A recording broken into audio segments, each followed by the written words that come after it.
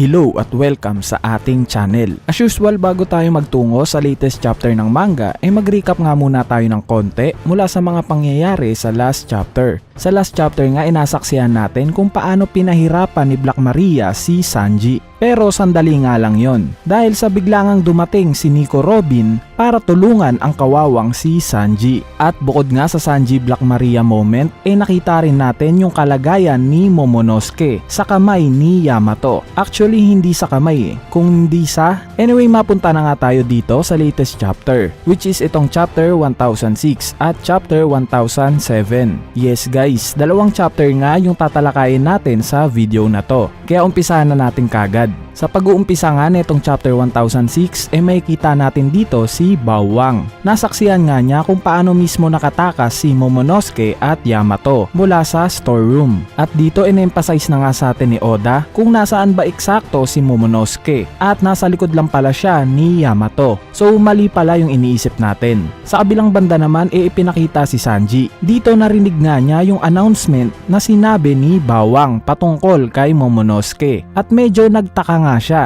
dahil sa hindi pa nga niya nakikilala si Yamato. So isang indikasyon lang to sa atin ni Oda na may gagawin siyang medyo maganda at marahas na pagkikita mula kay Sanji at Yamato. Alam nyo na siguro yung tinutukoy ko. Anyway, sa tinagal-tagal nga nang huli nating makita si Carrot, finally binigyan na rin tayo ng update ni Oda sa kanya. Dito makikita nga natin na natalo si Carrot at Wanda ni Perospero. Kung maaalala nyo guys nakasulong form nga itong dalawa na to nung time na harapin nila si Perospero. Meaning lang yan talagang napakalakas na itong si Perospero. Yes, underrated siya para sa akin. Pero base nga sa ipinakita niya ngayon obviously pinatunayan niya lang na isa talaga siya sa pinakamalalakas na anak ni Big Mom. Besides sa commanders ni Big Mom syempre. Anyway, mapunta naman tayo sa nangyari sa loob ng dome. Dito in-update nga tayo ni Oda kung ano nga bang nangyayari sa ginagawang cure ni Chopper para sa ginawang virus ni Queen. And until now nga hindi pa rin siya natatapos dito. At habang pinapakita nga yung nangyayaring labanan dito pinakita rin sila Hyogoro at X-Drake. Kitang-kita nga natin kung paano nila na-overpower yung puwersa ni Apu. Siyempre dahil na rin yan sa epekto ng virus ni Queen na ultimo kaalyado niya naaapektuhan neto. Sa next panel naman sinabi nga ni Hyogoro na na-infect na rin daw siya ng virus ni Queen. At sinabi niya sa mga Yakuza boss na kung sakali daw na hindi pa rin magawa ni Chopper yung antidote sa virus at mag-turn man siya na maging yellow, dapat daw napatayin na siya. Dahil wala nga daw makakapigil sa kanya once na maapektuhan na yung buong katawan niya ng virus. At dito matapang nga na sinugod ni Hyogoro itong mga bataan ni Orochi. Minamaliit man siya ng mga to, pero kitang-kita pa rin natin na talagang may ibubuga pa rin tong si Hyogoro sa labanan. Sa katunayan nga niyan kitang-kita natin kung paano siya nangingibabaw mula sa mga kalaban niya. At nung mapansin nga yun ni Queen aakmang aatakihin na sana niya si Hyogoro. Buti na nga lang at bigla yung napigilan ni Marco. At syempre dahil sa ginawang yun ni Marco mas nainis itong si Queen. Kaya naman bigla nga niyang inatake si Marco gamit yung beam niya. At hindi lang yan, dahil sinundan pa nga yun ni King ng atake. At dito kitang-kita nga natin kung paano nahiwa yung pakpak ni Marco. Pero syempre dahil sa kakaibang kakayanan ng Devil Fruit ni Marco, which is yung regeneration, dito binalik niya nga lang yung nahati niyang parte ng katawan.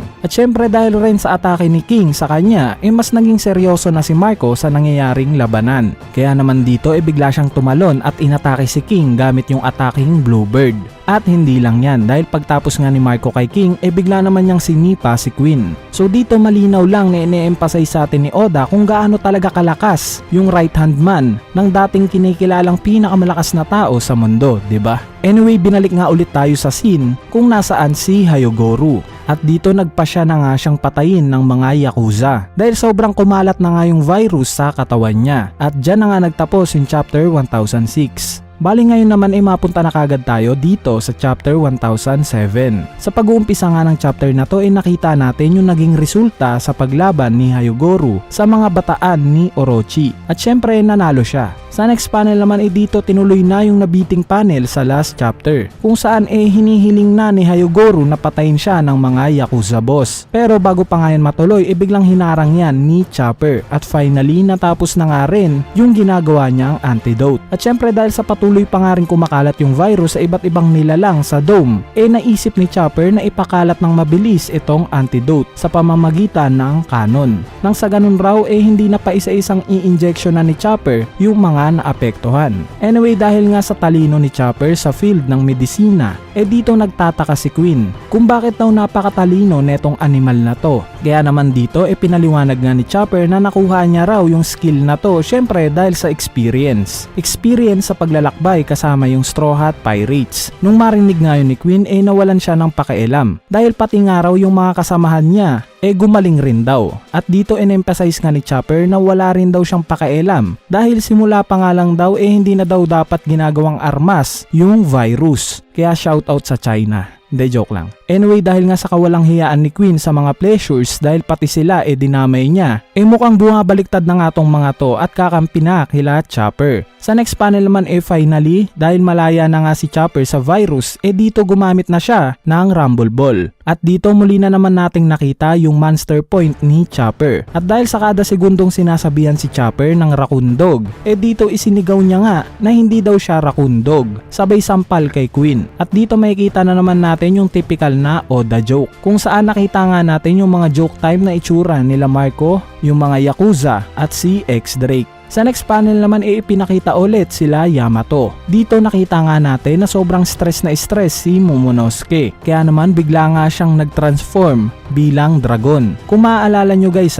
na-acquire nga ni Momonosuke itong Devil Fruit na to sa laboratorio ni Dr. Vegapunk during Punk Hazard Arc. Bali sa next panel naman sinuportahan nga ni Oda ng impormasyon yung patungkol sa Devil Fruit na to ni Momonosuke. Dahil pinag-uusapan nga ng mga CP0 yung patungkol dito. Sinabi nga nila na nung time daw na mahuli ng mga Marines si Kaido, ginamit daw ni Dr. Vegapunk yung lineage factor para makagawa ng kaparehong Devil Fruit ng kay Kaido. Pero naging failure nga raw to, kaya iniwan na lang sa Punk Hazard. So kung mangyari man na talagang may potential pa yung Devil Fruit ni Momonosuke, I'm sure nakaka-curious to kung sakali mang kaya rin ni Momonosuke na mag-hybrid form, 'di ba? Anyway, sa last panel naman ng chapter na to pinakita na kung anong nangyari sa mga Scabbards. Dito nagtataka nga sila Kinemon kung sino daw ba yung gumamot sa mga sugat nila, hanggang sa biglang nagpakita si Kozuki Oden. At dyan na nga nagtapos yung chapter 1007. Ngayon i-analyze naman natin yung syempre yung pag-appear